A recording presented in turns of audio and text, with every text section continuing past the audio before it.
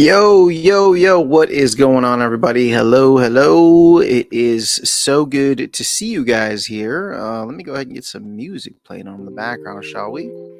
I had a couple minutes free. I mean, a little bit more than a couple minutes, but figured I'd hop in, see how everybody's doing before the holidays really start to kick off here. And actually play some battles. I don't know if I have any guild stuff to do. Let's check. I think I might have gotten all my brawls in. But I thought it'd be fun to just hang out and do some battles. All right, so I got all my guild brawls in. Now I haven't botted in a long while, so I actually have to like make sure that I'm making use of all of my energy here. Oh, let me make sure. So let's go ahead and use some of this energy, shall we? Because as things get a little bit busier, the energy is going to start to pile up, and I really, really don't want to bot my account. I mean, I don't mind. No, I really don't want to. I like the idea of playing. It's just things are going to get busy. So let me go ahead and put a team in here, and then I will hop into the chat and see how you all are doing. Okay. What do we want to do here? I don't think I like anybody. All right, so this is in gold. So we do have, I just feel like we gotta go with this dude here with the heal. The thing is, what do we do after that? I mean, I guess we could throw him into the mix and then just force everyone to, I don't know. Let's see how it goes. Okay, so let's see who we got here. Oh, there's a crowd. Awesome. I wasn't expecting many people to be on it. And sorry I didn't stream yesterday. The plan was still to stream yesterday, and then I just got busy with a bunch of family stuff going on, which is gonna continue over the weekend. I don't think I'll be able to stream tomorrow. So next time might be Tuesday. And then I'm heading back on Wednesday. And should maybe get to a little bit more of a normal schedule then, but we'll see. Brian's in the house. Burning Elk, good to see you guys here. Good morning, Gathering the Magic. Merry Christmas and Happy Holidays. Hardy Stonefish. Matthew Young. Virus is here. What's going on, everybody? Hello.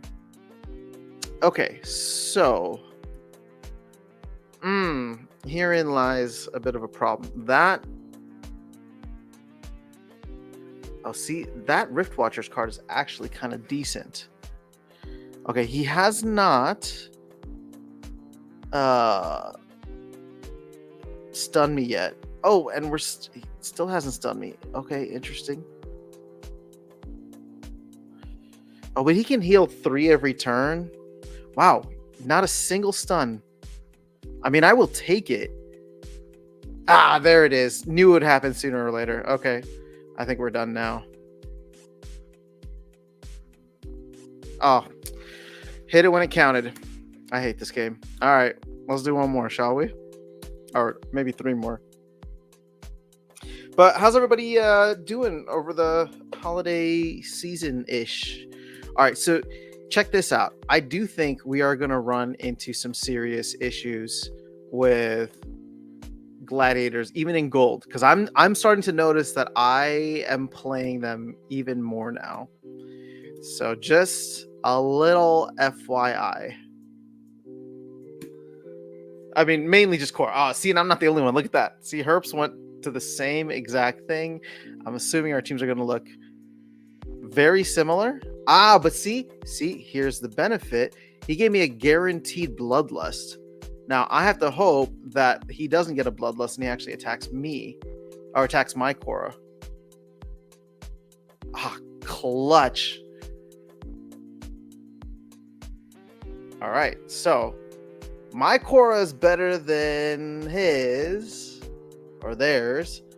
I really feel like I should win this somewhat easily, but crazier things have happened before. Nope, we got it this turn, hopefully. Boom. All right, GG's. So let's see. I keep losing. I keep getting brought back down into gold 3.8 FPS right now. 5 gold 2.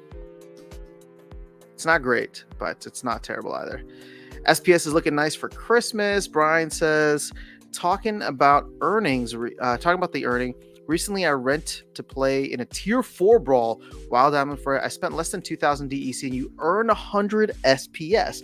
So what is that? 2,000 DEC is $2, 100 SPS is like $3. So you came out in the positive and you had a good time winning. Won a free land plot from Splinter Forge hero leveling event. Great end to the year. Oh, I'm so, even though I don't play Splinter Forge, it actually makes me really happy to see that they're still doing good stuff and that people are enjoying the game. Yeah, SPS has been on a little bit of a rise recently. We were over 3.4 just briefly. Even vouchers going up a little bit. It seems like whenever the company gets to about like 275 million, that they are buying and burning SPS or burning SPS off of whatever. So I just want to see this number continue to go up while SPS is low. But I guess I'm curious, is anybody here planning on spending, more credits or like over the holidays? Are you buying yourself any gifts or having other people buy you some gifts in game? Because it's not, it's starting to pile up. I don't know who's bringing credits in, but I'm glad you are. All right, Matthew says, you see, that's why I'm happy we're getting more abilities in Rebellion at lower levels, because that does counter gladiators, but you're right, in lower leagues, they really shouldn't be allowed. Yeah, I saw a lot of pushback to the video that I did. A lot of people are like, well, we earn them fair and square, we should be able to use them. And it's like, you can still use them in tournaments, you can still use them in brawls. Like, they were designed for brawls, right?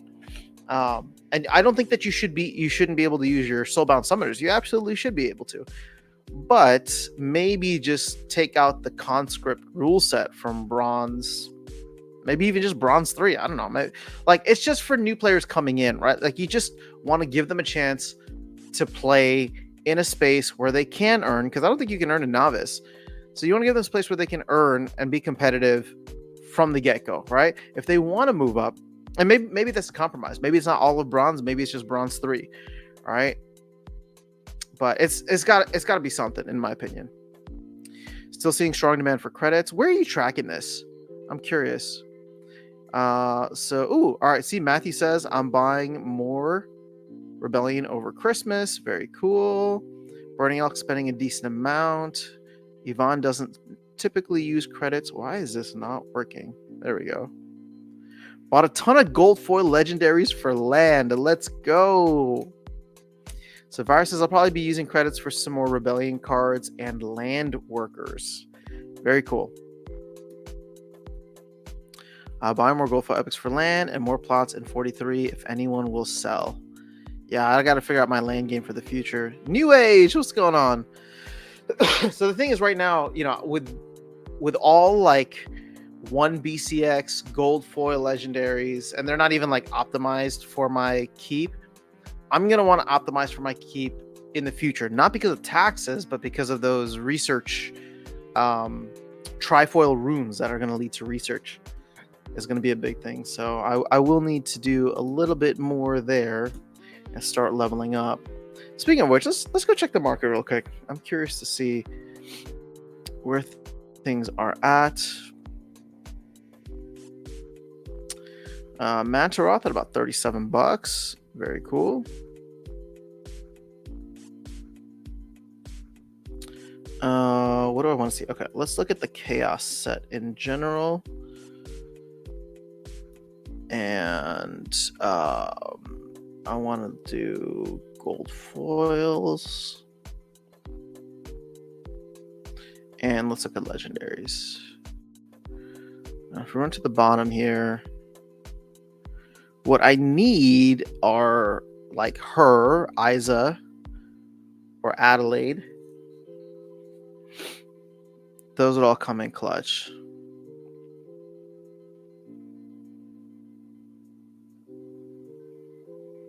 Because it's either Earth or Life that I get that bonus on. New Age says you need to get to 40,000 production at least. That's a good. Well, thanks for letting me know. That's a good question. I don't know how much production I have. I think I'm close. Wait, no, maybe I'm thinking the wrong thing. Let's check production on the Keep. All right. Now my tax rate is 42. My production per hour is only 26. So why do you say 40, New Age? I'm curious.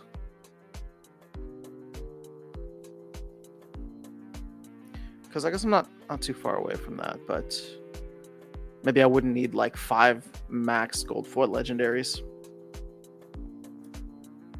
Lorcas and I have a new tract we jointly own, so figuring out what will be the best to buy for workers. Cool. Rebellion Market is crazy, down to 4 cards, but they're overpriced to max. Oh, okay, meaning like, oh, wait, you have most of your Rebellion set max? That's awesome. How are you doing right now in Modern? I'm betting on Rebellion Gold Foil Epic Legendary cards as they provide the most CP for conflicts. Yeah, well, I'm sure that market is actually quite thin as well. Let's take a quick look.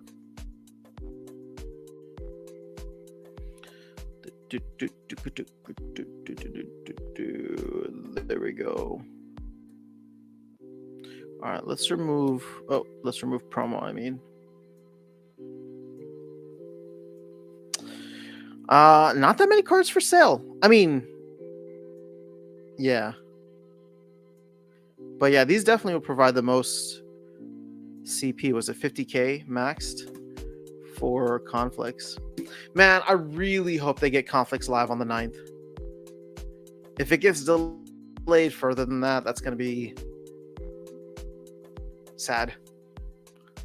But at the same time, I say that, right? I say that like in the short term, but if you remember that video I put out, I was talking about how, conflict should kind of extend past the sale. And right now, if you run them at like 30 days a pop, that's 9 months. And even if you were to put a week break in between, that gets us to 11 months. That's not going to cover everything until end of December next year. All right, let's hop into another battle.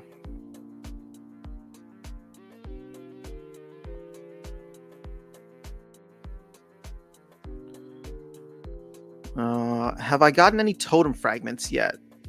No, Matthew, unfortunately, nothing. New Age is still struggling in Modern. I can't avoid trying to use the new cards. Interesting. Well, what's funny is I faced Darkest Night, it was like 8 or 9 p.m. It was super late last night. And I faced him in gold. And then we just started laughing. I mean, he beat me, but it was just like, oh, you're down here too. So, but granted, he hadn't really done anything with his Modern account in a while. So he had just been botting in Wild. Okay, standard rule set. I feel like I've been having so much luck with Possibilis lately, just dominating. Now, is that going to be the case now? Not necessarily, but oof. It's like, do we go offense or defense? And how do I not put this dude in because he's awesome?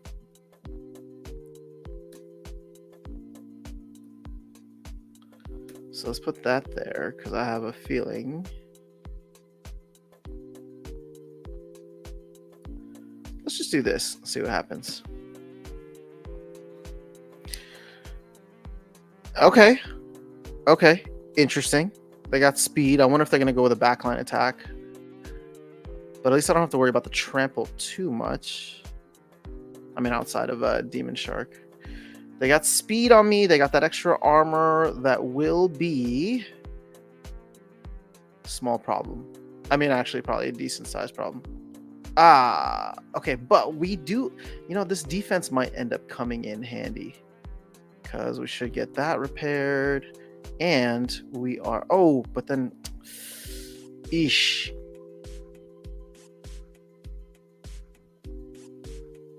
Okay, clutch. Okay, clutch. Do your thing, girl. Let's go. Oh no, that was not the one to miss. Lame. All right, can you stick the affliction? Perfect. Beautifully done. All right, now go through, mow through. Let's go. Wow, did not get poisoned. That will probably be the winner right there. Especially because we ended up going first again. Yikes. Whoop. Whoop, whoop, whoop. All right, 4.4. Let's see, what are we at? Win streak 5%, focus 10%, alpha promo 10%, and guild 15. I will take it. Love Baron's Toolbox for land manager page. You know what? I have not jumped into Baron's Toolbox in a minute. But you know what? My goal is to get Axler on the channel again. We were talking like months ago, and then I don't know, life's just gotten crazy. But it'd be great for him to hop in and like show everybody, including myself, what's going on. Oh, there's a battle. What is this? Is this a tournament? Oh yeah, it must be the silver tournament I'm in. See, I'm telling you, man, I've been going heavy on Possibilis. I don't know if that's the right thing to do, but I've been enjoying it for the most part.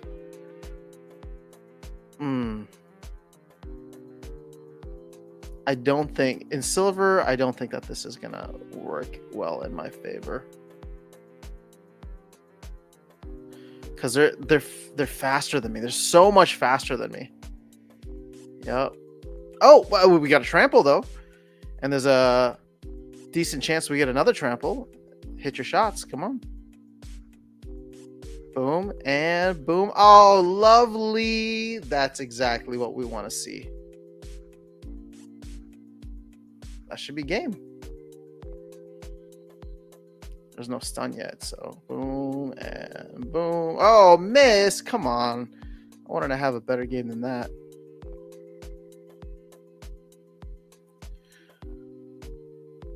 Well played, team. Very proud of you. Ooh, we beat somebody who's a champ. Look at that. Victor Alexander. But I don't think I'm going to move up here. Top 86 advanced. There's only one battle remaining. And what am I at? Oh, 120. I'm probably just going to get back whatever I put in, which is fine. Any other ones to jump into? Ooh, we can do the. Is this? Oh, this is today. Yeah, let's do gold. I like gold. 4 SPS shouldn't break the bank.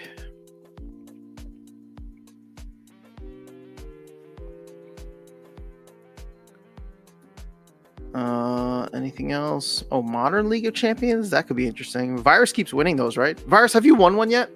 Have you won them all? Ever since Rebellion has come out? All right, this is tomorrow at noon. No, 11 a.m. You know what? I think it's actually slightly easier now because since there's no Untamed cards and not everybody has Rebellion cards, it ends up being solid. Let's see. Axel's a great guy. Actually, my neighbor just down the street. We need to get together and do a stream. You absolutely should. He is a good guy. Play-Doh, how's it going? What's new with SPL news? There has been nothing. I don't think anything else is really going on. I think the team is on break for the next week, 2 weeks. What's today? Today's Friday. So yeah, it's going to be about 10 days. Actually, no, it's going to be like 2 weeks, 17 days until the next town hall, I think. So I wouldn't expect too much going on. And he says, I hope Matt wakes up soon. I'm waiting for the last part of the Land 2.0 white paper. Did we confirm that there's going to be 5 pieces? That last one didn't seem like it was the capper. But I hope he does post something. Although I feel like he would have posted it today if that was the case. Matthew, I agree with you on this. I really wish live tournaments were more prevalent. I'm sorry I haven't made live tournaments in a bit. I just wasn't planning to stream as long today. Vilson, what's going on? Oh, Virus, you haven't won yet? Come on, man. You're the best player in the game. Don't let them take advantage of you. Cool. So what I'm really looking forward to or excited about should happen at the beginning of the new year here. Um, but once this season is over, I will be fully transitioned down into gold. Right? I have both of my accounts in gold. I'm earning diamond season chests, but I'm not going to let any of the accounts go higher than gold. So my hope is I'll be able to buy energy for 50 DEC. And then, yes, you can thank me for burning a ton of energy. But like right now, I wouldn't say that's necessarily worth it, right? 150 DEC is 15 cents. Every time I win a game, I'm winning, let's see, I won 4.4 SPS here. So this is like 12 to 14 cents. I won 3.8. So this is like, yeah, about 12 cents. SPS is above 3 cents, right? So it's interesting.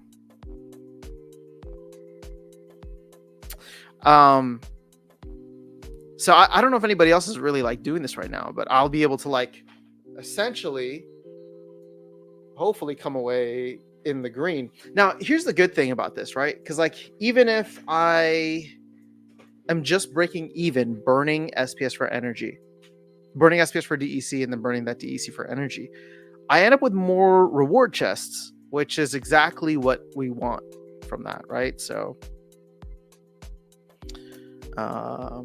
get to level up my cards. See, I'm not quite at a 50% win rate.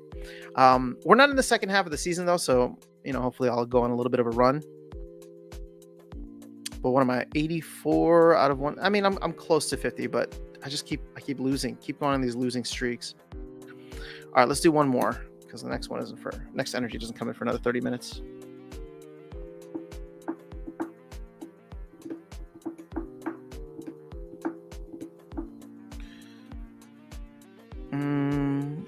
Let's see. Matthew says, I feel like the DAO should really take initiative and create live tournaments and put up exciting prizes and hype up real gameplay. Well, that's something that we should get Clay to do, I think. I mean, why not, right? All right. I don't think I'll be able to help myself. I think I want to do the redemption play just because it's so fun.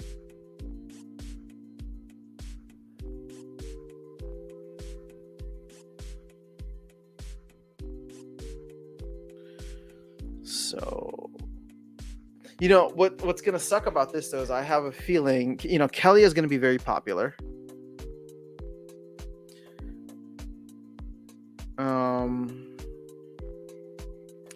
Who else would dominate in this? Would be, what's his name? Like the Dampier Infiltrator. But let's do this. I have a feeling I'm going to go up against the white Pelacor Conjure as a Dr. Blight foil.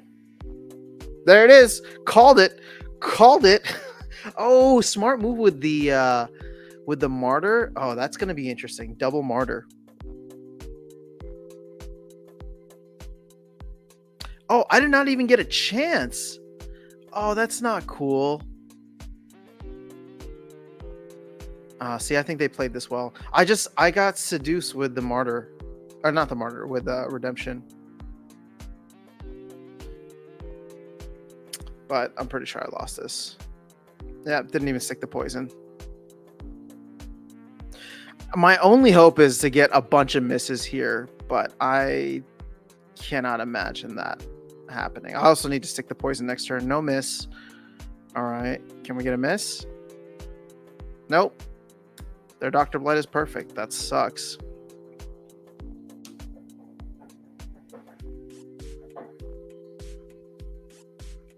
All right. Vilson says, SPS hit 3.4 cents at some point today. Yeah, I saw that. We could break 4 cents. Whoa. Relax, buddy. 3.4 is quite far away from 4 cents. But, I mean, I like your optimism. Skyer, what's going on? Matthew says, there are so many good ways to hype tournaments. We have tons of packs and good prizes locked in the DAO. We have a DAO haul. LOL, why not have a small segment of the DAO haul with tournaments? Yeah, man, I agree. Live tournaments is where I'd love to see this game move in the long term. But we just got to get Clay on top of it. Our winner being showcased and going over strats. Yeah. Bonjour. What's going on, International Travel Channel? Don't mean today.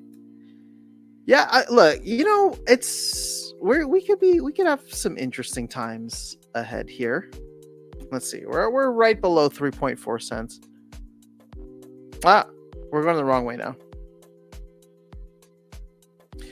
But Solana almost at $100. That was interesting. Gala's up to 3.2. I guess we're racing Gala, aren't we? But we have so much more upside potential than Gala. Hold up.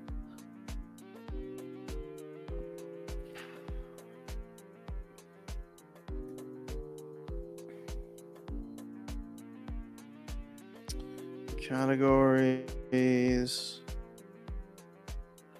Gaming, GameFi. So let's see. Gala right now, market cap is at $1 billion. Almost. But what was their all-time high market cap? Because they've also dished out a ton of tokens. Oh my god, 50 billion is their max supply? Yikes.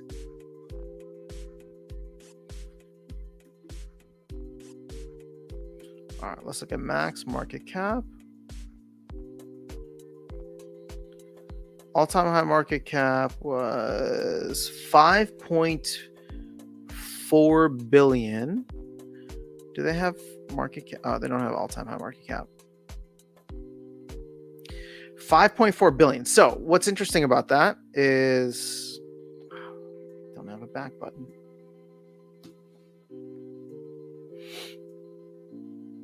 What's interesting about that, so that would be like a 5.5x to get to their previous all-time high market cap. Whereas Splinterlands, you know what? We'd actually be pretty close to that. Because our market cap, I don't know what our all-time high was. I would say that our all-time high was probably close to like 200 or 250.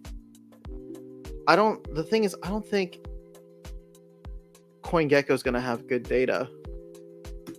Because CoinGecko for like the longest time wasn't counting anything that's in the DAO or something like that.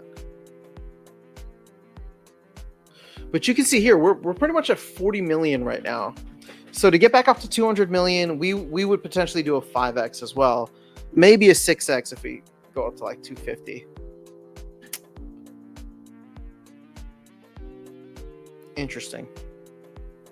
Now you're saying Gala is a meme coin.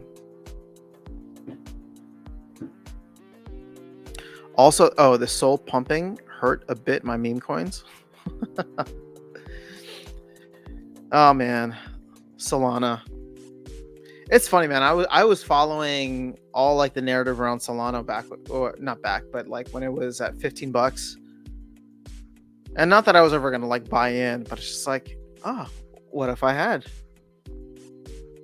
I don't follow the ecosystem too closely. I was just following the conversation around like what's going to happen a year ago, just because I think FTX and Sam Bankman-Fried were such a big part of like Solana.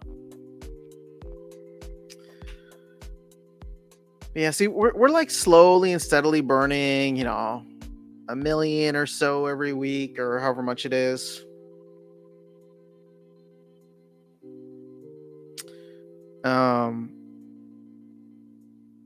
But I really think we need to get below 1 billion tokens. So I don't know how we're ever going to burn out 182 million. Because like 1.2 billion tokens is like, what? It's just outrageous. We don't have the player base to sustain that or support it.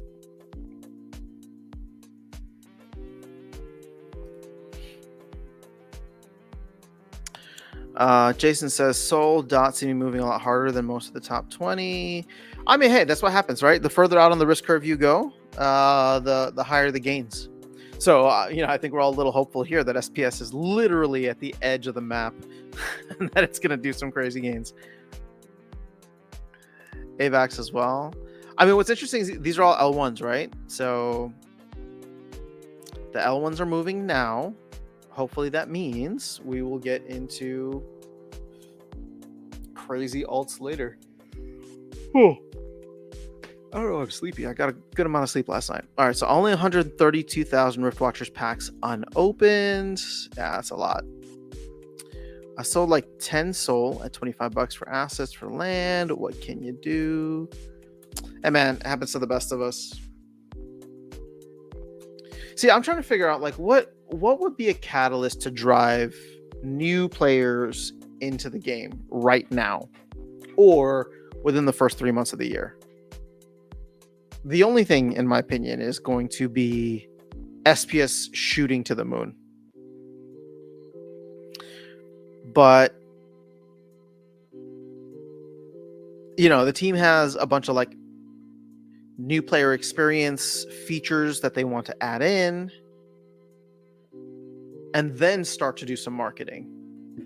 And I think it's going to take them, probably 3 to 6 months to really get a lot of those features into the mix. So it wouldn't be until like the second half of the year that would happen, in my opinion.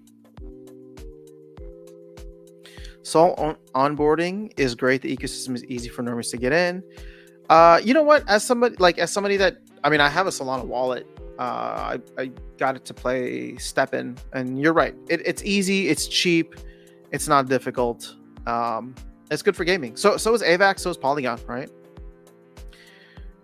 Coinbase listing, as you're saying, is a catalyst. I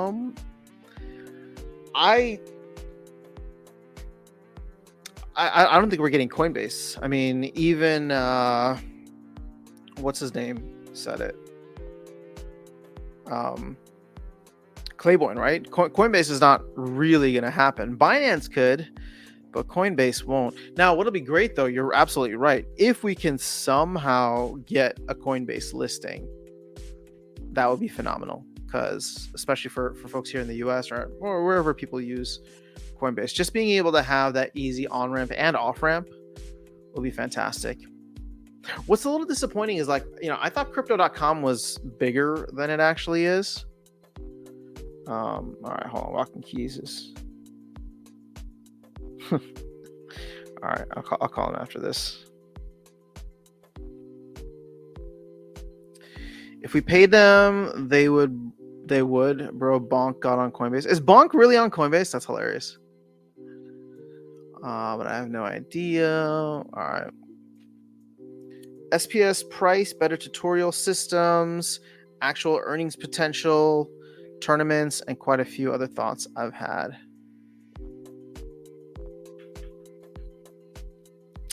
Yeah, better tutorial, SPS price going up. People are going to say as the price of SPS goes up, it's going to cost more to play the game because people will need SPS staked. But I don't know, man. I think back to 2021 when prices were through the roof, but earnings were as well.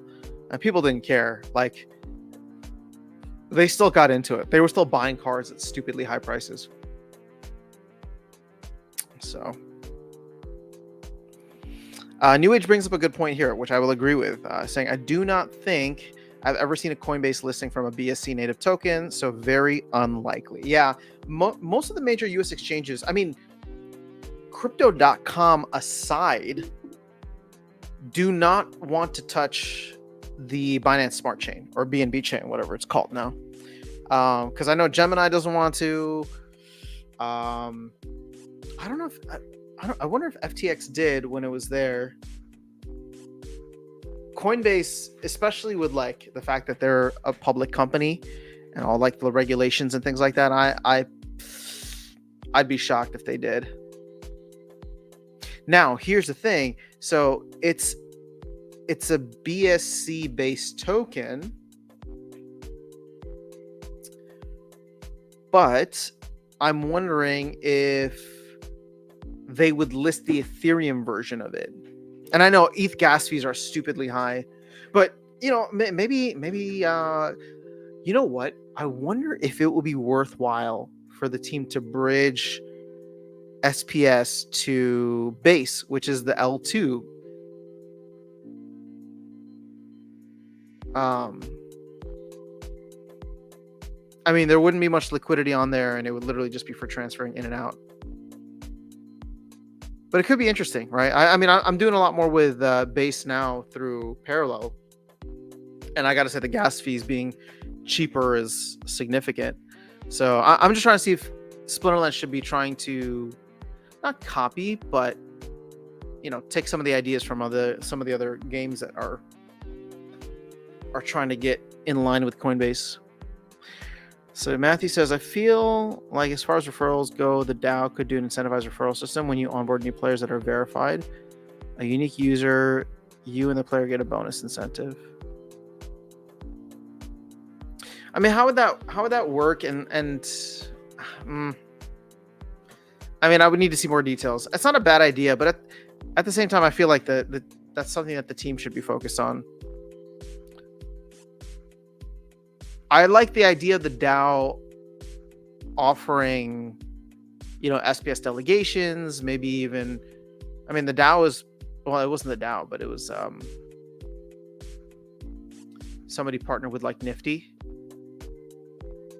like a Nifty type situation.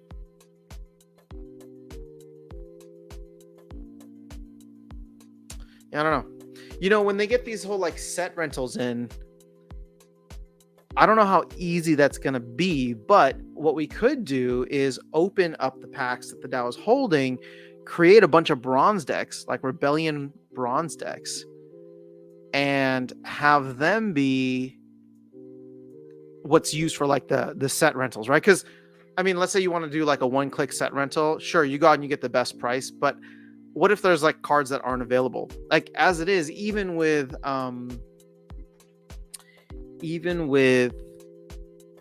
the collection feature, the deck feature on Peak Monsters, it's nice, but it takes a while and you got to keep refreshing. I don't know. There could be something there that we do use those packs for, and then just rent it out as like, I don't know, minimum. Just kind of brainstorming out loud here. We need one of those two. Oh, wait, what the heck happened there? All right.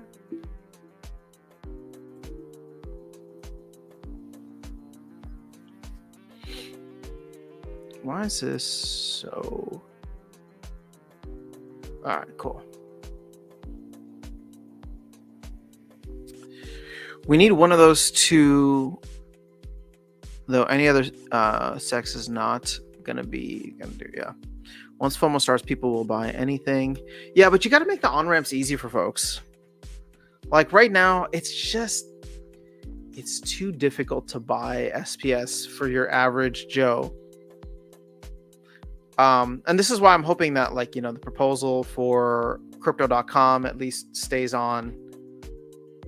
I know people want a Coinbase listing. I wouldn't mind if they did a Binance listing, because then at least people from other parts of the world. I know in the US we don't get Binance. We have like a scaled down version of it.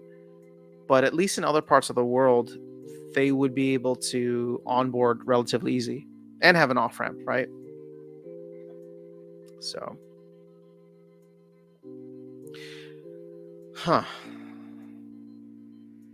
yeah, lots to consider. Rift Summoner, what's up? Good to see you here.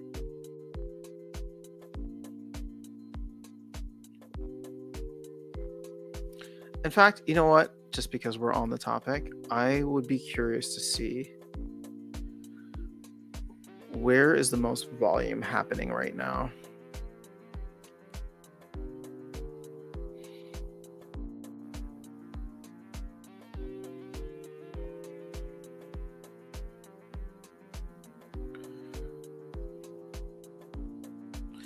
All right, so PancakeSwap, we got about almost $100,000 worth of volume on the 24.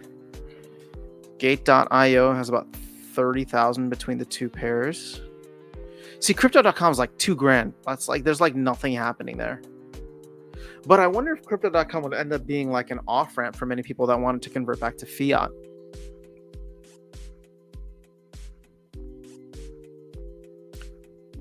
I don't know what, I mean, I've heard of this exchange. I don't know where it services, the MEXC. That's the next highest one, doing 30,000. But most of the stuff is happening on, DEXs, right? Like look at this. Ethereum isn't even on here. How sad is that? Sorry, what I mean by that is like SushiSwap isn't even on here. Like nobody's trading on there because fees are just too high. All right, hold on. For context, let's go to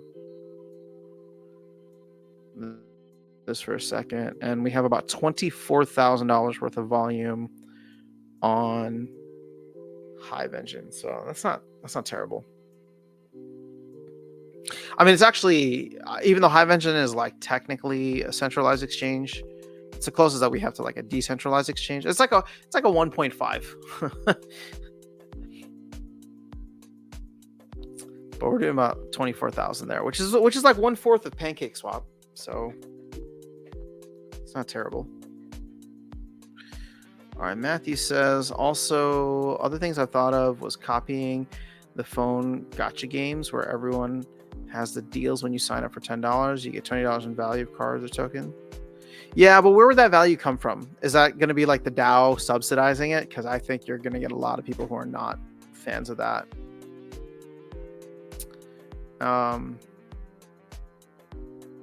Everything is like, it's a zero-sum game, right, Matthew? I'm not saying it's a bad idea. I'm just saying it's a zero-sum game. So the value has to go from somewhere to somewhere else. It has to go from someone to another person.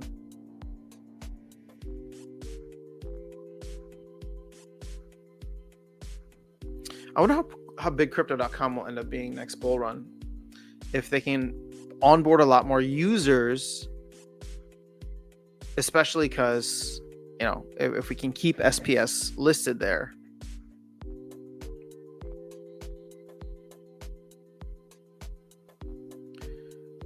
Because I don't know how much volume they do overall, but I can't imagine it's like very high.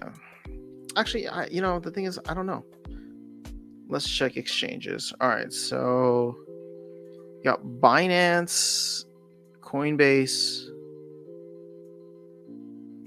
Oh, KuCoin is still there. Interesting. Kraken. Oh, Kraken's another one. I mean, I'm not saying that we should like target it, but it would be nice if we were listed there. But see, like, crypto.com isn't even top 10. And overall, we're doing, let's just do this by monthly or 24-hour volume. So Binance has 16 million. What is this? CoinW. That's 13 million. That doesn't seem right.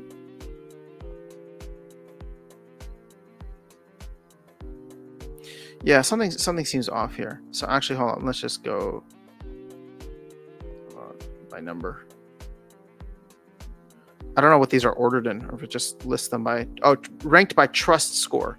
So you got Binance, 16 million worth of volume, and then look at how much that drops for Coinbase, down to $3 billion worth of volume. Bybit's another good one that I've heard of. But crypto.com, actually, what's interesting is crypto.com is doing almost half the volume of Coinbase, which is good if we can keep SPS listed there, right? Maybe soulbound reward cards. It doesn't have to be true value, or it could be unlockable value. Fair enough.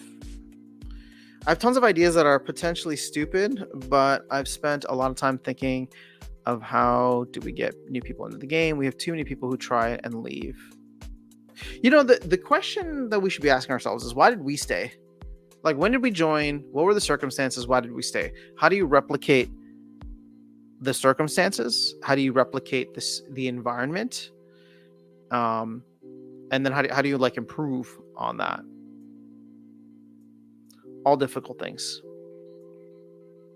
Because I came during a bull run. I got way too tied up emotionally in what the project was doing, which probably was was due to the fact that they were so big on the AMAs, right? Back then, which turned into town halls. No other project was really doing that on a regular basis. And so tuning in, seeing the founders, there was just like this level of trust there, which I'm not saying it was like good or bad trust. I'm just saying that it was there and definitely influenced me, and I'm sure many others, to stick around and see like what the team was building, right? Because again, keep in mind, 2021, they're talking about delivering land next year, which is 2022. And they're talking about it like in its entirety, which is 2.0. So this is them in 2021 talking about land coming through. But we know that they didn't even start working on land until October of 2022. Sorry, September of 2022. They didn't deliver a working version of land, aka 1.5, like a functional version of land, until November of the following year, 2023. And I would say that 2.0, which was the original vision for land, probably at the earliest is going to happen like towards the end of 2024. So that's like a 2-year that's like a 2-year miss, right? Granted, a lot has happened in between, so I'm not just trying to throw shade. I'm just saying that, like, I'm just trying to say, like, be careful what you listen to in town halls. Because it's those estimates are wildly optimistic, as they used to put on the roadmaps. Didn't we already pass that proposal to keep it listed? Yeah, I think we passed the proposal, but it was more so to keep the market maker so that we don't get delisted. But I don't know. It felt like there was still a chance. Like we needed to do it and it needed to be done quickly, but there was still a chance. But I have not followed up there. Matthew says, I joined because of a friend who showed me the SPS staking, and I was interested in crypto and love card games. I also love the AMA and the engagement of the team and community. Yeah, I mean, they've just done a fantastic job of really engaging with the community, right? A lot of people complain about the town halls. This is what I'm trying to get at, right? A lot of people complained about the town halls and are just like, oh yeah, it's just creating like salt and FUD and whatever and unrealistic expectations. But I think that is only looking at one side of the coin. If they had not been doing the town halls, I don't think I would have been as like emotionally engaged as I was in the project and like looking at the leaderboards and seeing all that stuff. I would have treated it like most of the other projects where I just traded tokens and it was fun. I made some money. But yeah, definitely has pros and cons. Eraser Heads, what's up? Skyer says, it is funny. I've just done an interview for another project and I told them in the beginning, I taught the developers being far from the community was a bad thing. After SPL, I totally agree with it. Well, again, it all depends on what kind of relationship you want to have with the community, right? For most projects, for most companies, like, yeah, keep your staff like away from the customer. There should be like customer facing people and that's it. But from the beginning, Matt's been trying to push for this like decentralized game that will eventually push into, not just the tokens being decentralized, but the entire project potentially being decentralized. So it kind of is within the framework of what they're building to be very much a part of the community. That's what makes Splinterland special in many ways, right? Not saying that other projects aren't special, but it's just I think that's why you have such diehard supporters who are, will stick around no matter what. I say because the founders seem like actual good people that love the project. Yep. I mean, look, I got to meet them a year ago at Splinterfest. Like they're like real people that built a game in their garage to get started, and then things just absolutely took off during a bull run. I joined YOLO though because I like the land because it seemed passive. Yeah. Matthew says there's something about opening packs too. I've always been addicted to opening packs. I remember when Chaos dropped in the adrenaline of opening packs, I FOMO'd in hard. Yep. I don't know. I mean, packs are just expensive now compared to years ago with Untamed being at $2 a pop. But yeah, I mean, Pack openings are always fun. I mean, think of how fun like the Rooney reveal was, or like any kind of generative PFP. Just like an element of gambling, you know. So, Candid, happy holidays to you as well. Alex, what's up? What's the hot topic today? I don't think that there's like a hot topic. I actually think things are going to be nice and cool for a bit. Although SPS has been doing fantastically well, staying above 3 cents. I did not think that would be the case. I'm starting to feel a little bearish again, heading into Q1.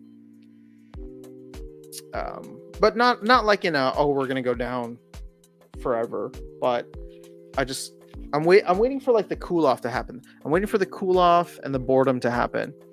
My guess is that's going to happen in Q1, maybe even Q2. Because you know what's going to happen? Like the halving's going to happen, and then like it's for like 2 or 3 weeks or a month or two after it happens, people are going to be like, oh, nothing's going on. And then I think summer's going to take off. Summer's going to take off, and then we're going to get a nice correction in September. And then wake me up when September ends. Q4 next year should be a good time. Bilson says, BRB, will you be around in 30? I can't make any promises, man. I'm just hanging out. We'll see. I can't believe it's already been 51 minutes. Holy crap. I was not even, I mean, I don't know. I just had some free time, so probably not. I don't want you to make any decisions based off of that. If I am, then it's just good luck. Eraserhead says, started August 2021. Love the game, community, and complexity of the ecosystem. I stayed for all same reasons. Pretty cool.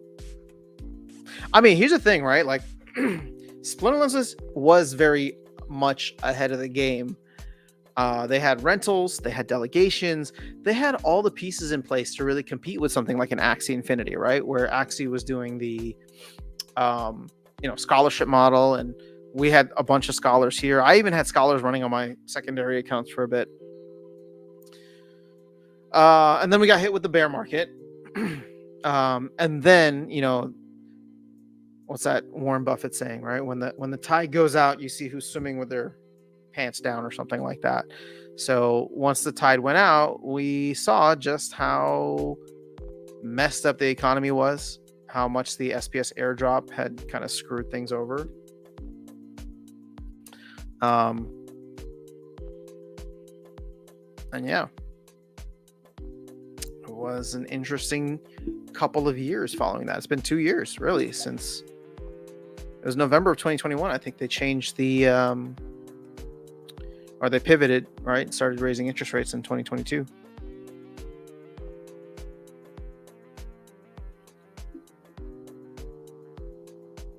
So Matthew says, I mean, they aren't expensive in comparison to other card games like Magic and Pokemon packs are like $5 or more a pack, depending where you go. And the value of the cards in the packs is more here. Yeah, but you also don't need like 400 Pikachus in order to be able to compete at the highest level. You just need one, man.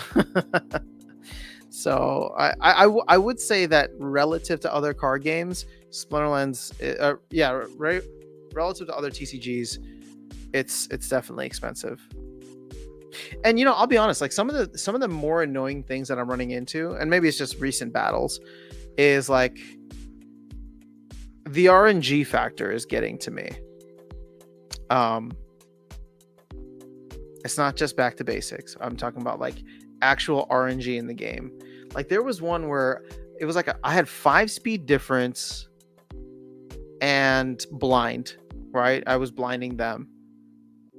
And they hit me 3 times in a row. And I'm just like, I should have won that game. What are the chances here? So contrast that to the fact that I've been playing, Parallel more, which reminds me of like Magic the Gathering, Pokemon. And I'm just like, I'm starting to have a reappreciation for skill-based games, right? Yeah, there's still gonna be RNG and like the cards that you draw and all that, but like the RNG's it wasn't really bothering me as much before, but for some reason, maybe it's because I am playing Parallel more now. For some reason, it's because, or for some reason now, I'm just like, yeah, like how do they do that? I shouldn't have lost this game, right? But I did, and now there's nothing I can do about it.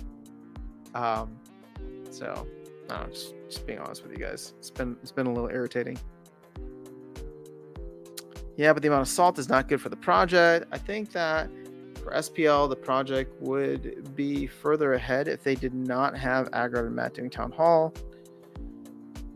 That would be a job just for Nate and Weirdbeard. I mean, if you're not going to have Matt and Aggie do it, Nate shouldn't be doing it either. He's a busy man. And then Bear Market attacked. All right, Sebastian says, oh, the salt is delicious. I agree. Even some of the comments on the video, like the guy Horace who comments, he is always complaining in the comments saying he is mad. He hasn't had a payout. I mean, you're always going to get people who are either down big or just dissatisfied, whatever the case is. I mean, I think you got to take it all with a grain of salt, pun intended. You also got to take, there's a lot of Kool-Aid drinking here. Like, it's a term I haven't thrown out much, but I think I'm going to start using it more because, like, now that I'm covering other games or I'm talking about other games, I keep running into it. There's a lot of Splinterlands maxis here that think like Splinterlands is the, most amazing thing in the world and no other game is ever going to compete with it. And from a fundamental level, I just think that is invalid simply because of the fact that, like, people like different types of games. I'm not even talking about myself, right? And if we're just being objective here, TCGs, which, I include Parallel in as well, right? TCGs are very niche. You're just not going to get, tens of thousands, hundreds of thousands of people playing them. The top TCGs in the world, right? Magic the Gathering, Hearthstone. I think Magic the Gathering has like 10 million people, but they've been around for like 30 years or something like that. It's been insane.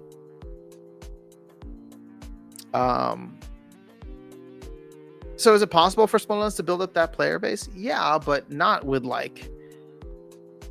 next year. Not within like the time frame. I think the IP would have to become valuable and have to be a lot more kind of pushed out there.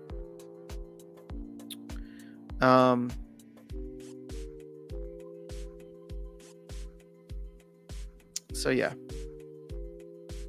And see, I say this stuff and, immediately people be like, oh, you don't like or you're bearish on Splinterlands. No, I'm absolutely not bearish on Splinterlands.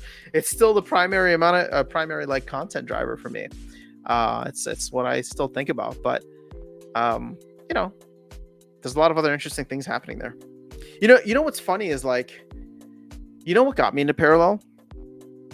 It wasn't the TCG. TCG is cool, but the earnings don't compare to Splinterlands, right? The earnings don't compare to Splinterlands. The economy complexity don't compare to Splinterlands. The tokenomics are fascinating, but they're not burning Prime. They're sinking it, right? So, there's still a lot of potential there for SPS. What really got me into Parallel was what I was hearing about Parallel Colony, which has nothing to do with TCG, nothing to do with tokenomics, anything. It's literally just the AI platform that they're creating, AI-based game that they're creating that they're going to tie in with Web3. And so, stuff like that is fascinating to me. When there is a Fortnite, 3PS or FPS, third-person shooter, first-person shooter that comes in and can do it well, right? Like My Pet Hooligan's interesting because they have a pretty solid game. Can they get the economy right? Can they get the tokenomics right? I don't know. We'll see. But it's just fascinating to see like all these other kind of like games, and even still, look at like traditional Web 2. You have Hearthstone and Magic, again, MTG Arena, right? Like there's two dominant platforms with first-person shooters. There's Fortnite and PUBG and Call of Duty. I guess Fortnite's not first person, but my point is like there's going to be different flavors there. So different flavors of the same thing. And he says, well, RNG is a case in a lot of games, but the games where you lose it hurts more than the good feeling you get. Yeah. Well, we're human, so we always focus on the negative, right? Jeff, what's going on? Do you think this SPS run-up won't be sustained? Oh, dude, you're asking me for a price prediction. I have no idea, man. when I say that I expect things to cool off, I'm expecting like prices to stop going up, not necessarily go down. Or if they do, then it's not going to be like bear market. That being said, again, Bitcoin has in the past, experienced several 30% corrections from its cycle low to its cycle top, and it was still considered in a bull run. So we topped out at 40K or 45K. A 30% correction would take us down to 32. Like, what do you think happens to the rest of the market if Bitcoin nukes down to 32, 33, right? Will SPS stay up? I hope so. I hope so, but I don't know. Now, I'm not just trying to be like, hopelessly optimistic about it. I hope so because I think there is, I think we have the ability to decouple from the rest of the market, from Bitcoin, whenever, things get a little spicy in one direction or the other. I think that you can't deny the fact that, if Bitcoin does nuke down that far, there will be some effect on SPS. But SPS is also dictated by demand driven in the game. And so, let's say, I don't know, let's say we get a 30% correction in January or something like that, right?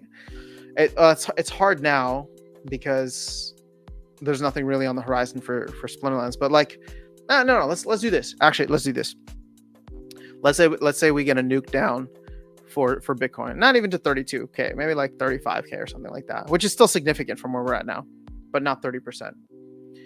I think the rest of the market follows. But what happens in January for Splinterlands? Well, conflicts come out. Maybe we dry up a lot of the liquidity on the card market for Rebellion, and people realize that they need to go buy Rebellion cards. So they start bringing money in, and either they're burning the SPS for DEC, or if it's credits coming in, that the team is burning SPS on the back end, buying SPS off the market, and that has nothing to do with where and whatever Bitcoin wants, right?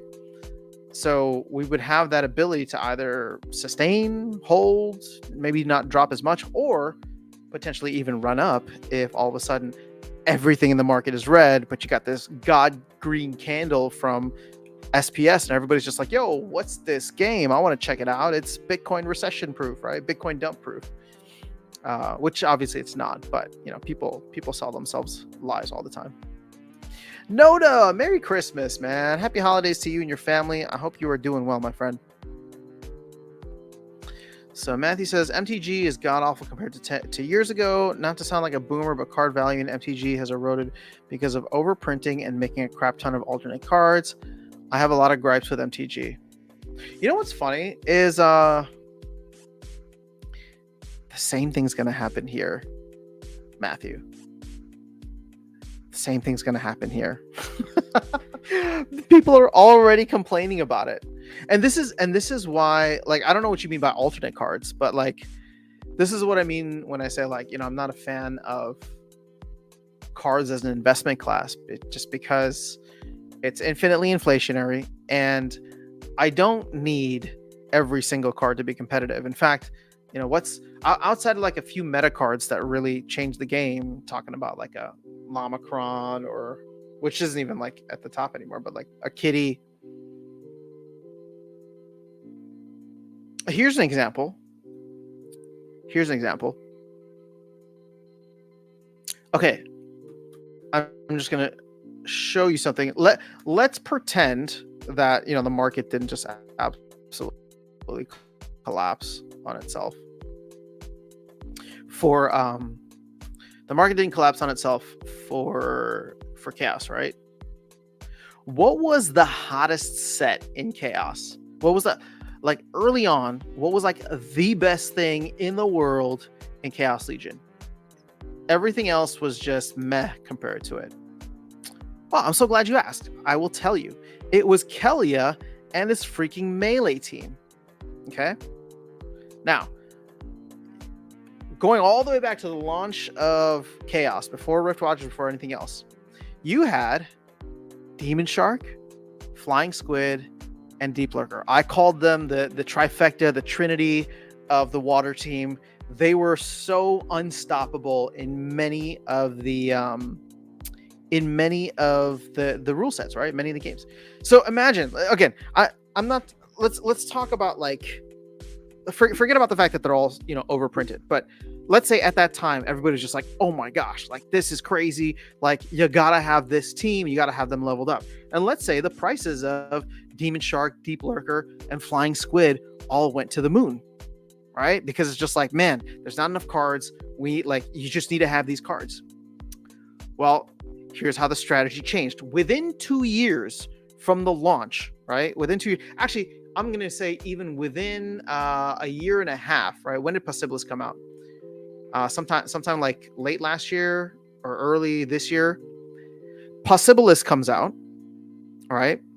And so now all of a sudden, like Kelia is still good, but there's some competition on the block. And two things happen. Two cards, in my opinion. You get Coastal Sentry, who is phenomenal as a reach monster with Possibilis, replaces Flying Squid. I barely use Flying Squid now because whenever I play water, I tend to go with Possibilis and Coastal Sentry. So all the people who bought Flying Squid at a huge premium, they're just like, oh, well, this sucks, right? Like, because Flying Squid just kind of lost the value in whatever the current meta is. The other one, and maybe it's not as high on the list, would be Kulu Mastermind coming out and somewhat replacing Deep Lurker. And I still love Deep Lurker. I still use it. There's a 3 mana difference there, which is significant. But if I'm in a game where, weapons training, I think could be huge, I'm going to go Kulu Mastermind. If I'm in a game where it's, melee units only, I kind of want that shield. So all of a sudden, all the people who bought Deep Lurker now starts to sink in value. And guess what? I'm not, let's look at Rebellion cards, which again, I don't have as much experience with, but let's look at Rebellion. And are we just looking at water melee? So, well, I mean, here's the thing, right?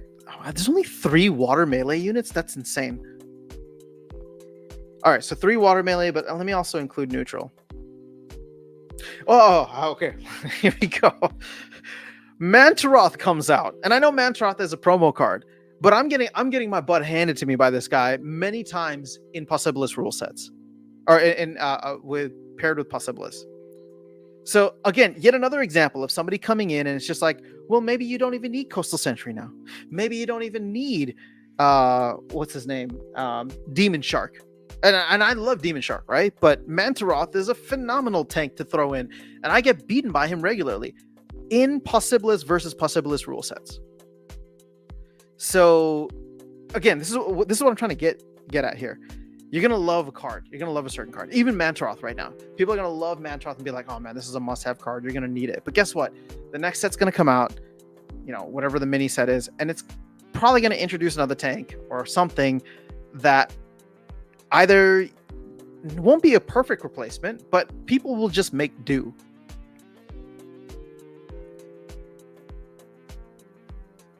Sorry, I know I went off on a bit of a tangent there. All right, Keiki Forever. The same thing in MTG only happens here if we can't find a way to sync or stake cards, which we're doing. MTG has no ability to do so. Well, but what cards are we syncing and staking?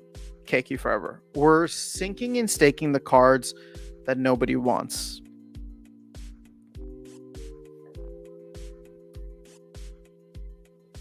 Wilson's back. Dude, that was the fastest 30 minutes ever.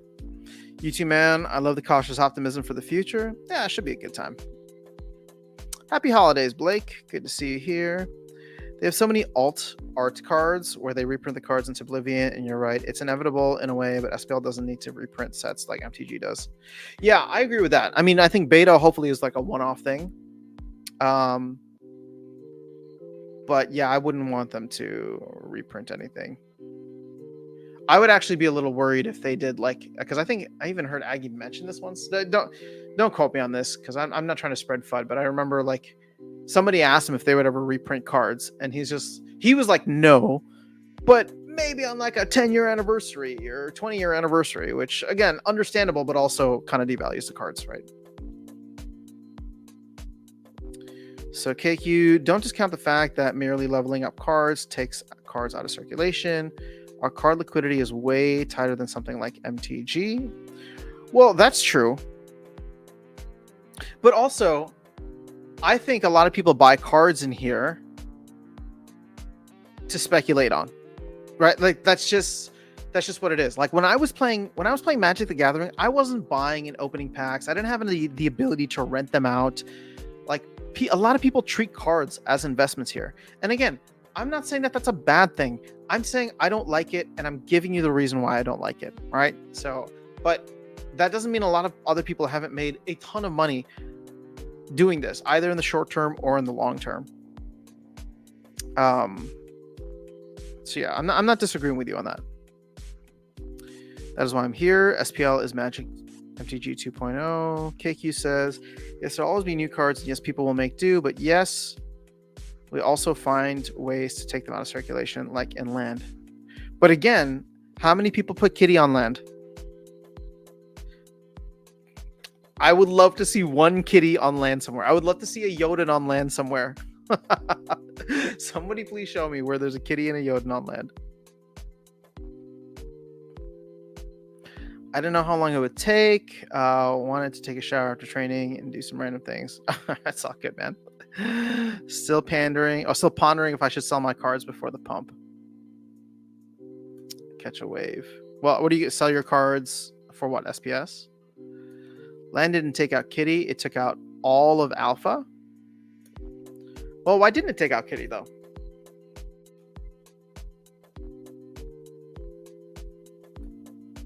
And let's be real.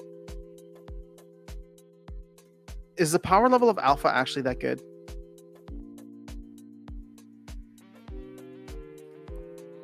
I'm trying to go see it. Now, okay, let's be very clear here, right? Like, I'm not saying that what they're doing is bad. In fact, it's a good thing, right? The whole concept behind land, the whole reason that we all love land, myself included, is because of how Matt explained it. Use your old cards, give value utility to old cards, and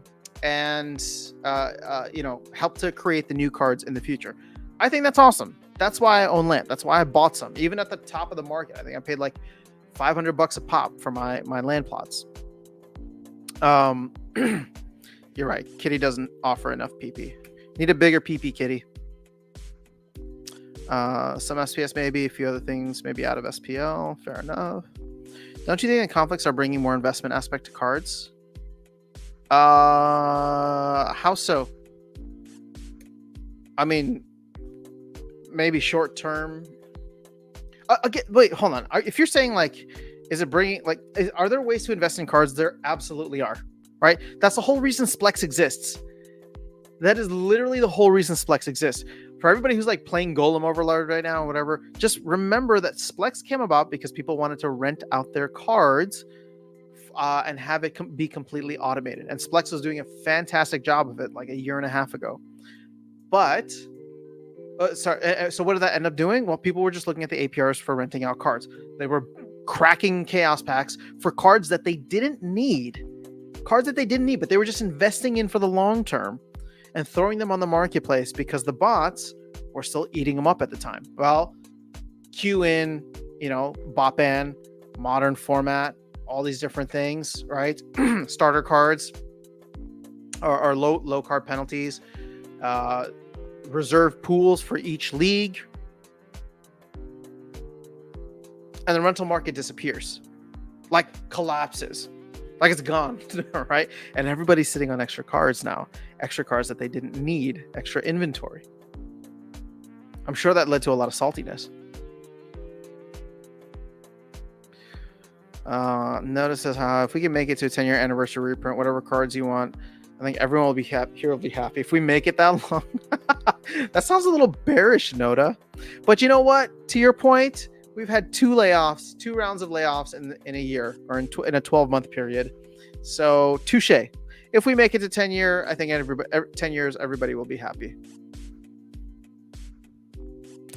We shall see what happens. Boom, boom, boom. We are halfway there. Well, we're more than halfway there. I mean, if you count like what, May, sort of like 5.5 years. So really, it's going to come down to surviving the next bear market, right? So let's see how successful they are during the next bull and how conservative they become with the success that they have going into the next bear market. Because what, 4.5 years, right? 24. That's 2028. 2028 puts us, 2028 is going to be an interesting time. We would have hopefully hit the cycle lows by the end of 2020, ideally end of 2026. So yeah. Power on Rebellion is lower than Seal, by the way. So over time, eventually, even Kitty will be taken out. True. To pasture. Bon Jovi song plays in the background. Yeah. Good stuff, man. Good stuff. Let's go ahead and hit my favorite button, F5, and see if SPS is at $1 yet. Nope. We're on our way. Whoa. Sorry, I didn't mean like that's not a price prediction. I don't know that we're going to $1. But wouldn't it be nice? Now, the cool thing about this is if we can hit that level, right? We were $200 million market cap with a functional game and no major listings, no major exchange listings. Now, I wouldn't say that, I don't know if you would categorize crypto.com as major, but we definitely have more centralized exchange listings today than we did 2.5 years ago. There's a lot more SPS in distribution, but if you want to hear my bullish take, which is not financial advice, I think we can do more. I think we can go higher than $200 or $250 million in market cap. I think there's the potential there. Otherwise, I really wouldn't be sticking around. Are we a $1 billion project? Are we worth that much? I don't know. I think the team's going to have to prove a lot more to be able to compete with a lot of the other top projects there, or people just have access. But, there's a lot of really cool looking, sexy games out there that are dropping. And if you think about the fact that like the visuals of Splinterlands have not changed in I don't know how many years, definitely 2.5 years from when I started. It's going to be tough to compete with. And I think that's why it's, when Matt talks about not trying to compete on that level, I get it, right? Because they can't. I mean, he admits it. And I think it's good that he recognizes it. So he's trying to compete in a completely different arena where Splinterlands can be the top dog. We're never going to have the best graphics. We're never going to have the best like kind of game experience as much as Nate wants, right? I think Nate would have to be given like an unlimited budget in order to make that happen. Or he'd have to get like parallel money. but if he did, Nate would do an awesome job, right? Shout out to Nate.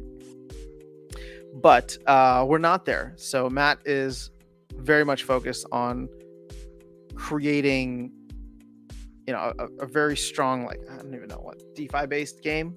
All right. I mean, we are a much better version here. Okay. Here's a way to look at it. We are a much better version, in my opinion, of DeFi Kingdoms once we can get land into the mix. Now, we're a little bit different from DeFi Kingdoms because DeFi Kingdoms had like all different types of top tokens, right? So people were coming in and they wanted to have exposure to Jewel and Bitcoin, or Jewel and ETH, or Jewel and Harmony, or Jewel and Luna even, right? Or UST. Jewel is the token for that game. Whereas like, I don't know how many people are going to come in and be like, oh yeah, I want to provide liquidity for, Wood and DEC, right? Oh shoot, you're going to make me buy a land plot. again, it's gamified, but I think in a better way. You're not going to get people who are just purely investors. You're going to get people who want to understand the ecosystem better, own assets such as land, so they can have storage and provide liquidity. Living on a Prayer, Splinterland's theme song. Yeah, that's funny. Matthew says, sorry to bring up a topic from before. If the DAO hosts live tournaments, we could do a buy-in day, $5 in SPS or so. Doesn't have to be crazy expensive, but have the pack payouts be worth the cost. Dude, you know what I would love to see? Actually, you know what? I keep saying I'm gonna reach out to Clay, and I never do. So I'll put this out there publicly so you guys can hold me accountable, or just reach out to Clay yourself. I have best ideas when I think we need ghost card tournaments. I think it would be fantastic if we had ghost card tournaments, not all the time, but I also think we should highly incentivize them with cool rewards that could just be packs, maybe the Rebellion packs that are there, and we should make them not expensive, but like significant, right? So if you want to enter, you got to pay $5, maybe $3 to $5 in DEC, right? 3,000 to 5,000 DEC. And guess what? That DEC gets locked up in the DAO or is burned. Now, how many people would be taking advantage of that? I don't know, but it could be interesting. Like I wish they would give me access to host ghost card tournaments, because I would totally do it. I know people are worried about the hold on, just finished mentioning this person. I know people are worried about like devaluing card assets, and I obviously want to be like very highly cognizant of that and are conscious of it. So it wouldn't be something that's like every day, but I keep talking about like they should be having these. Maybe once a week is too much, but definitely like every other week could be fun. Change up the time, change up the day, have a ghost card tournament that's live, right? It costs money to get in there. And the prizes are decent, significant, right? Probably some Rebellion packs, which do have a good amount of value right now. But I'm like, how would I run that here, right? Like,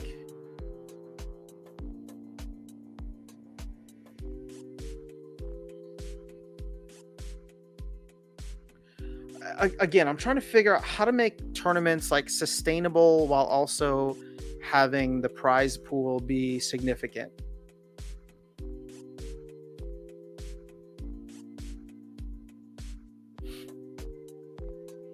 Like, okay, so I run tournaments here. I'm curious to know, for the tournaments that I run here, and please be honest, right?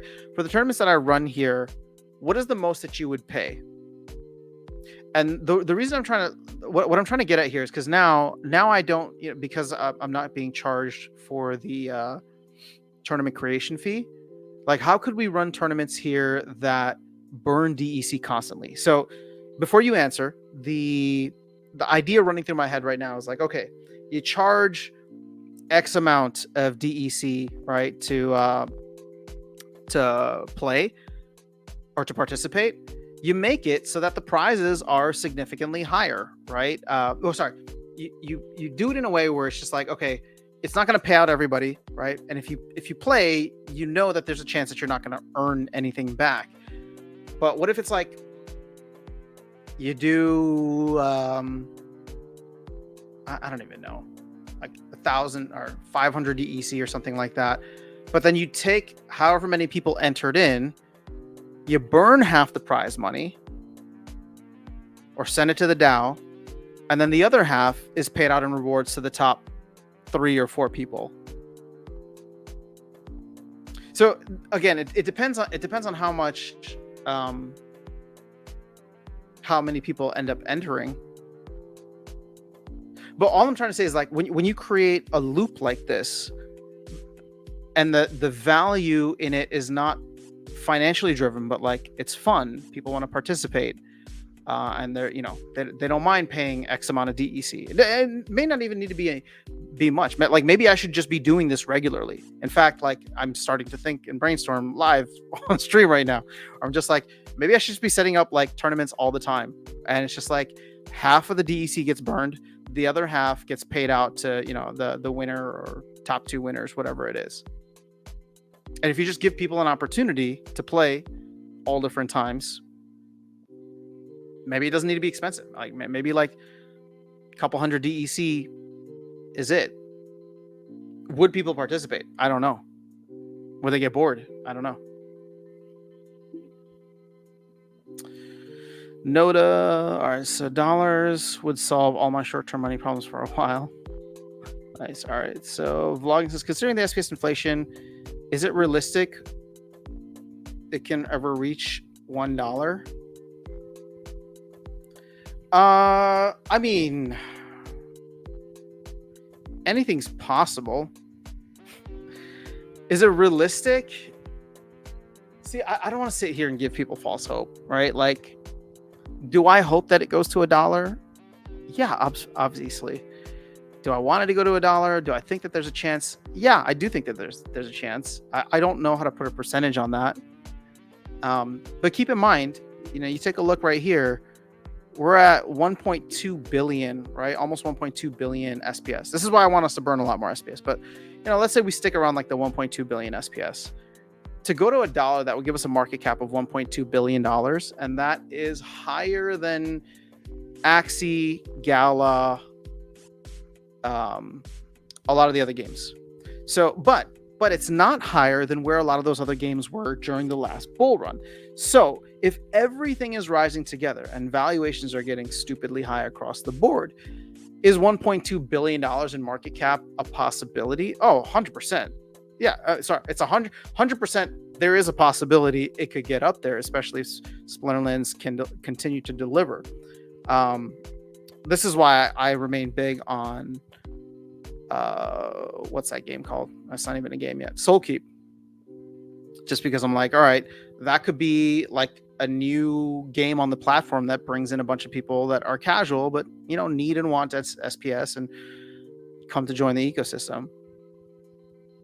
It would take a lot, but it's not out of the realm of possibility. Let me put it this way. It's not out of the realm of possibility from a market cap standpoint, right?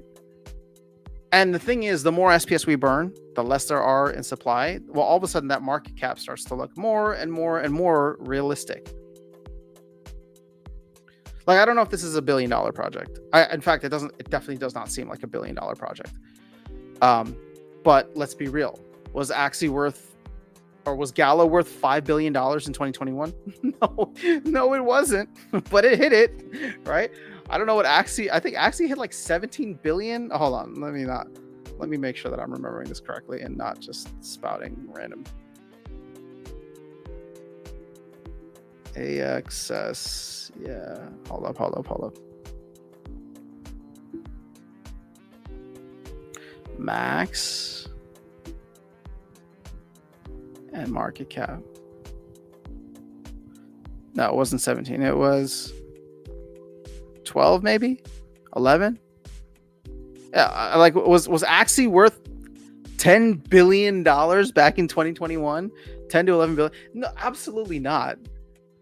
But it hit it, right? And now Axie's back at $1 billion.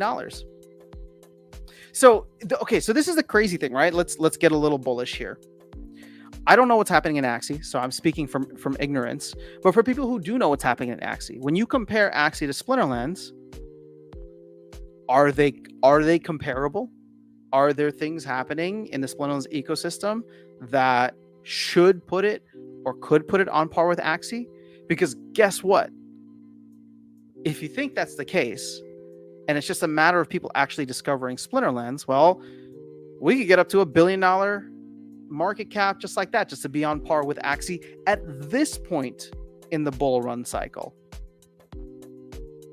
Get what I'm saying? I mean, even like halfway would be 500 million, which is, over a 10x from where we're at right now.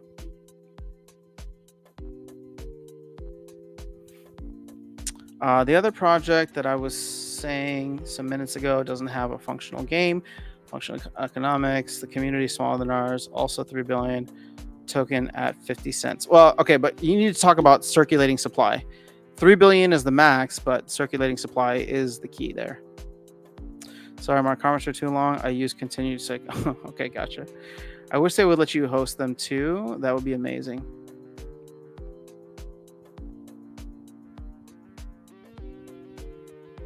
If ghost cards can be used in ranked play, I'm not a fan. That's another card slot used up, which deflates value. There's got to be a different way to reward while still be differentiated. Wait, KQ Forever, are you familiar with ghost card tournaments? Because that's not what you're saying here is not what we're talking about. I'm used to buying into Friday Night Magics, which were $15. I remember correctly, but there are too many people who are used to non-competitive tournament structures with 5 SPS buy. Yeah, I mean, everybody just plays because it's free to play, right? And the DAO is just printing money DAO is just giving out too much money through tournaments, in my opinion.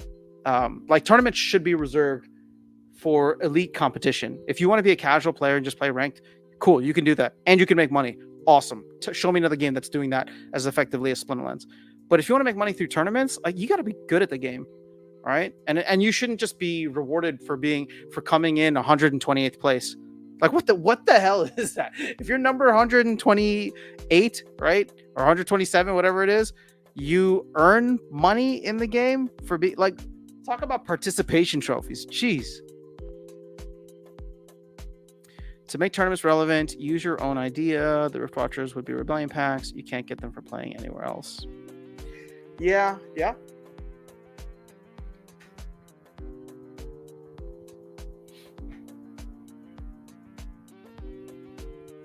I'm trying to think, like,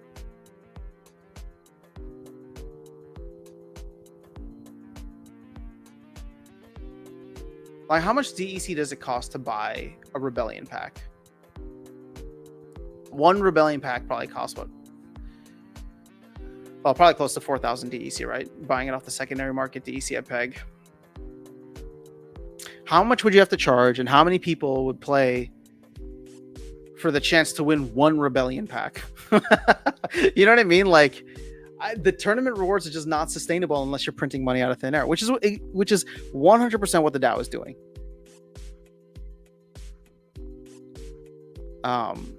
And that's devaluing SPS in my opinion. So I'm all for tournament restructuring in major ways.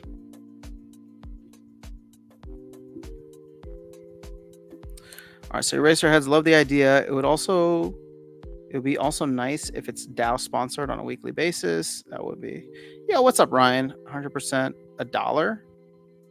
Oh, so you'd be willing to pay up to 1,000 DEC to participate in these, which would be cool. Darren, what's up, man? You're thinking of a Splinterlands league with dedicated players that have no qualm about paying a DEC membership fee once or twice a month. Yeah, I'd love that.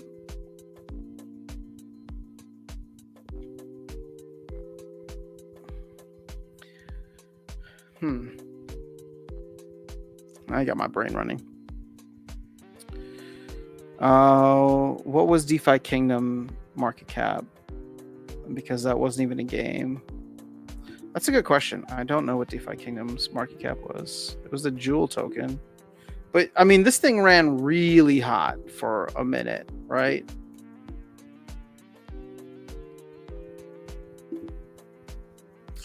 And then I would say the only reason that this thing failed was because of Harmony getting hacked.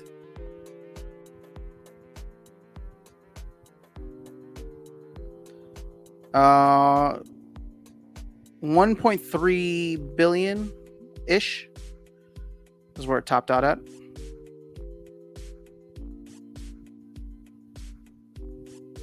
God, look at all these shitcoin charts. Down and to the right. All right, so Vilson says, I agree with Matt that we can compete in the DeFi space. Yo, what's up, Brandon? Regarding market caps, a token market cap is not equivalent to business valuation, yet many see crypto market cap with that bias. Token price versus demand versus liquid supply, which is always in flux. I agree completely. Also agree with Matt. If Land 2.0 is DeFi heaven for crypto degen people, things could get really interesting. Yeah, the problem is Hive is just so difficult to get into. I really think that we need to bridge to something else. Ghost card tourneys such that you can use cards you don't own. I guess that's okay in limited quantities. Exactly. So KQ Forever. That's exactly what it is. The team used to run them like once a month or twice a month. Weird Beer would put them on. I'm saying that they should continue that, and they should do it in a way where like it's fun because it's an even playing field. You get people to pay in DEC or SPS, of which it's burned, and you can use some Rebellion packs from the from the DAO to give out as prizes. Because again, keep in mind, if we can do it in a way where the amount of people entering is almost equivalent or maybe even more in terms of DEC to the amount of Rebellion packs hitting the marketplace, oh, then that's perfect, right? And actually, you wouldn't even need to do that because like it would only need to be 2,000 DEC per pack that's hitting the marketplace, since the team gets the other 2,000. I think there's something here. Did it fail though? You think it can't make a comeback? Fail. Like it just, Harmony got hacked. I don't know what chain they're on now. Oh, they moved to Avalanche, so they can definitely make a comeback. But most games aren't going to come back. It's going to be all the new ones. Just wait, right? Like again, I think people are forgetting or didn't live through like previous cycles. I know you guys think that like, all these games, Splinterlands included, like they're going to be what people want to pay attention to when the bull run hits. But when the bull run hits, everybody loves new and shiny. And according to an interview I saw with the founder of Immutable X, or CEO or whatever, like there's 100 games that are launching next year. 100 games that are launching in 2024. So I just think that by the time we get to 2025, Bull Run Mania, everybody's going to be so focused on those new games. Does that mean DeFi Kingdoms and Splinterlands and Illuvium, all these won't pump? No, the good ones will. And obviously, I'm hoping that Splinterlands is going to be a good one. But I've seen some of that competition, and we haven't seen some of the competition, which is actually even scarier. So, just being realistic here. Half a pack, 2.5 DEC, top 25% would get packs. Could be interesting. Well, it would only need to be 2,000 DEC, right? Because I guess we can just forego vouchers.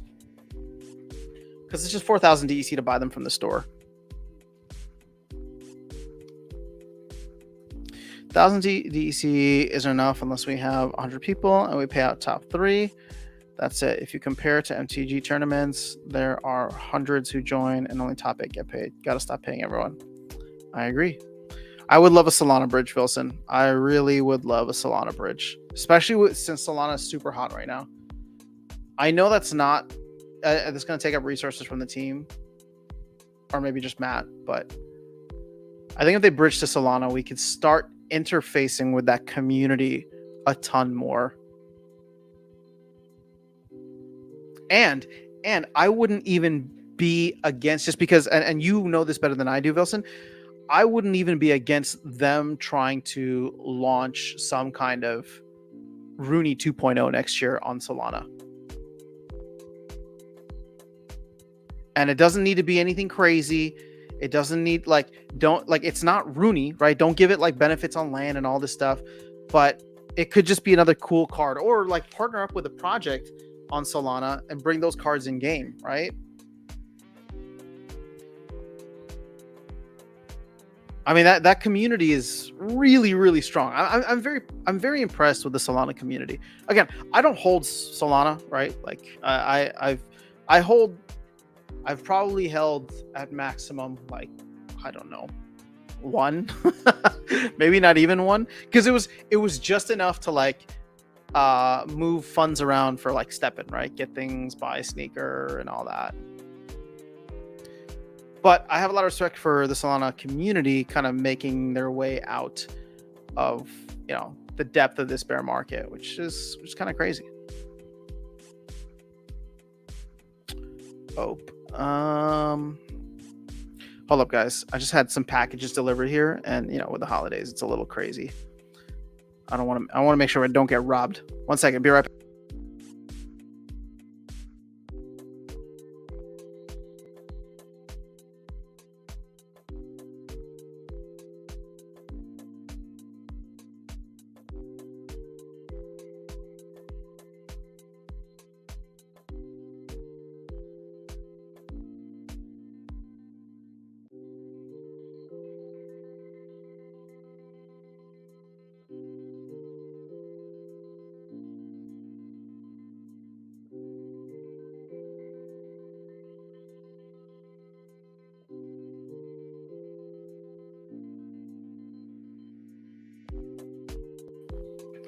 All right, and we're back. Somehow we made it to an hour and 40 minutes without me even realizing it once again. So you guys are awesome. Auto like triggered. Thank you so much, Red. I appreciate you. 100%, just some PFE. I have like 5 just to degen around. Ryan says with an airdrop to Rooney holders. Yeah, I mean, you know how they could do it, Ryan? This would involve creating yet another token, but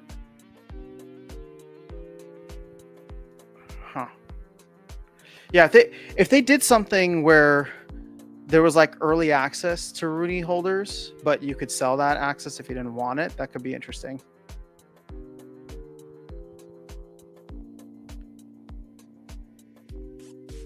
I don't know. We'll see. But low key, want to buy more under 100, but kind of out of cash. Where do you see Solana going? I mean, I know it went to like 250. I know people are saying you could follow ETH, but I actually, you know what? Because these are all shit coins to me, so I don't even know where. I don't even know from a market cap perspective how they compare, or from a circulating supply perspective they compare. Let's see. So 280 billion. You got Solana at 40 billion. So what's that? Hold up. I actually don't even fully understand the tokenomics of Solana, so I'm just going to be very brutally honest with you. 280 divided by 40 is a 7x times. Oh, so we could hit $700. Solana could hit 700 just to be on par with ETH. And with those ETH gas fees being stupidly high, oh my goodness. Maybe. I would not mind Rooney 2.0. It goes for me as well as Rooney 1.0. It's going to be fantastic. Matthew says, love your shows. Would you be open to having people on who aren't streaming? Dude, of course, man. If you ever want to hop on here, just let me know, man. I mean, you want to hop on now for like a minute? Actually, no, I'm going to hop off in like 5, so I feel like that would be disrespectful. But yes, I mean, guys, this is just a place to hang out. So if you ever want to like come and hang out on stream and just chat, that's kind of how all of this like started anyway. Like Darkest Night's not a streamer. Virus has been on a bunch of times. He's not a streamer. I've had several other people on, and here's the thing: I don't want anybody to feel, I don't want anybody to feel offended if I'm not inviting you on, because I just don't, right? Like I'm just here hanging out. So like if you want to come on, the door is always open. Just hit me up, and when you hop in, don't put your naked butt on screen or something. then I'll have to take you off. But otherwise, yeah, if we're just talking about Web3 and Splinterlands and stuff like that, anytime, man. I know, Matthew, we used to talk a lot on X Spaces, and I just haven't been doing that as much lately. Yeah, I need to get back to using X more. I almost sold enough SPS to cover my original investment. Only took 2 years. Hey, there you go. Breaking even. Everything's profit from here. Wilson says highest if we got super crazy, maybe 800 to 1,000 realistic. Okay, fair enough. Rooney 2.0. Yeah. All right. So people who aren't streamers yet. Yeah. I mean, you guys will get there. All right. So it was vouchers burnt for the early Rooney access. Yeah. I'm trying to think of something that like the team could do Oh, actually, I just figured it out. If you're a Rooney holder, the way that you get early access is you either like pay them or burn SPS, right? Burn SPS or DEC in order to get that. So you don't need to do anything, but if you don't take advantage of it, then you don't take advantage of it, right? And you can't sell the benefit because as much as I think it'd be cool to sell the benefit, that creates a lot of complications. But it's just like an opportunity to get early access to something. And then like, let's say you pay the 10,000 DEC, which is like $10, right? Let's say you pay the 10,000 DEC. Well, then you're given a whitelist spot. And like the first whitelist spots are open and available to Rooney holders. And then after that, if not all whitelist spots are taken, or let's say not all Rooney holders, or maybe there's more than however many, or you make it like a bid system.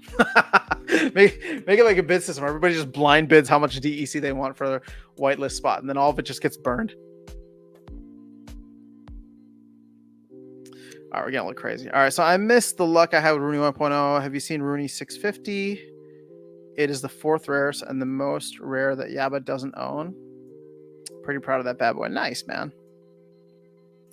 Biggest celeb he's had was me. That's true. I mean, Wilson's the man.